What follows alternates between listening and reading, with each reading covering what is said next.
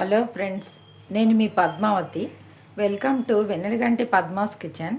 ఈరోజు నేను చూపించబోయే వీడియో ఏంటంటే నిమ్మకాయ కారం అండి. దానికి నేను ఒక 6 కాయల్ని తీసుకున్నాను. 6 నిమ్మకాయల్ని ఈ మాత్రం సైజులోవి 6 కాయలు తీసుకున్నాను. వీటిని కట్ చేసుకొని రసం తీసి పెట్టుకోవాలి.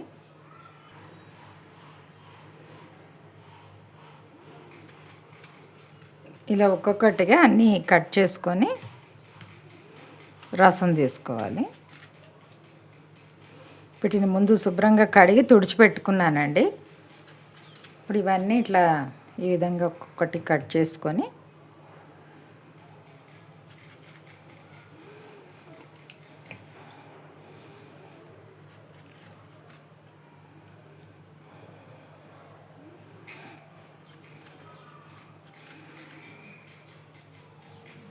ఇప్పుడు రసం తీసుకోవాలి. ఇలా ఒక్కొక్కటి రసం తీసి పెట్టేసుకోవాలి మొత్తం.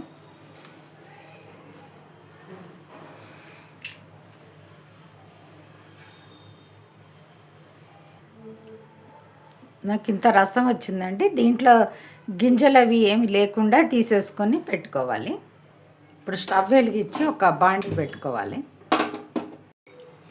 బాండీ వేడైన తర్వాత ఒక 2 స్పూన్ల ఆయిల్ వేసుకోవాలి. ఇలా దీంతో 2 స్పూన్లు వేసుకోవాలి.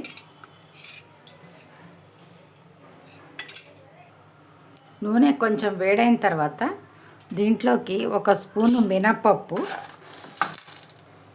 1 స్పూను శనగపప్పు, ఒక 1/2 స్పూన్ వరకు మెంతులు, అలాగే 1/2 స్పూను ఆవాలు, 1/2 స్పూన్ జీలకర్ర వేసుకోవాలి. దాంట్లోకి ఒక 20 ఎండుమిర్చి 20కి పైన వేస్తున్నానండి. అలాగే 1 స్పూన్ వరకు ఇంగువ వేసుకుంటున్నాను. ఇది పులుపు కదండి, దానివల్ల ఎండుమిర్చి ఎక్కువే పడతాయి దీంట్లోకి. ఇలా కొంచెం మంచి దోరగా వేయించుకొని పెట్టుకోవాలి. ఇది వేగిపోయిందండి. దీంట్లోకి కొంచెంగా పసుపు వేసేసుకొని 1 స్పూను ఆఫ్ చేసేసుకోవాలి స్టవ్. ఇప్పుడు పోపునంతా జార్లోకి వేసేసుకోవాలి.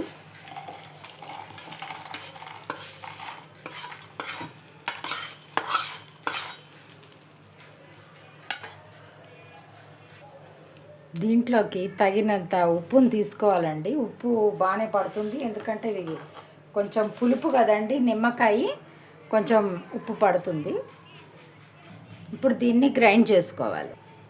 ఇది కొంచెం గ్రైండ్ అయిన తర్వాత ఈ రసాన్ని అంతా వేసుకొని గ్రైండ్ చేసుకోవాలి.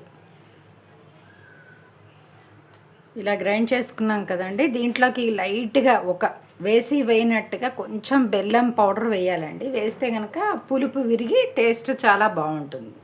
దీన్ని మరొకసారి గ్రైండ్ చేసుకోవాలి. అంతేనండి, ఈ నిమ్మకాయ కారం రెడీ అయిపోయింది. దీన్ని ఒక బౌల్లోకి తీసుకున్నాను.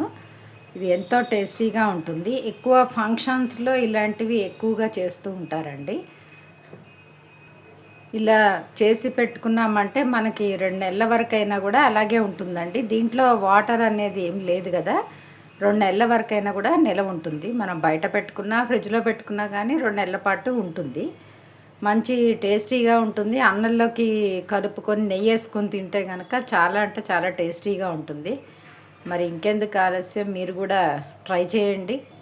అలాగే నచ్చితే లైక్ చేయండి, షేర్ చేయండి. మరిన్ని వీడియోస్ కోసం మా ఛానల్ని సబ్స్క్రైబ్ చేసుకోండి. Thank you for watching.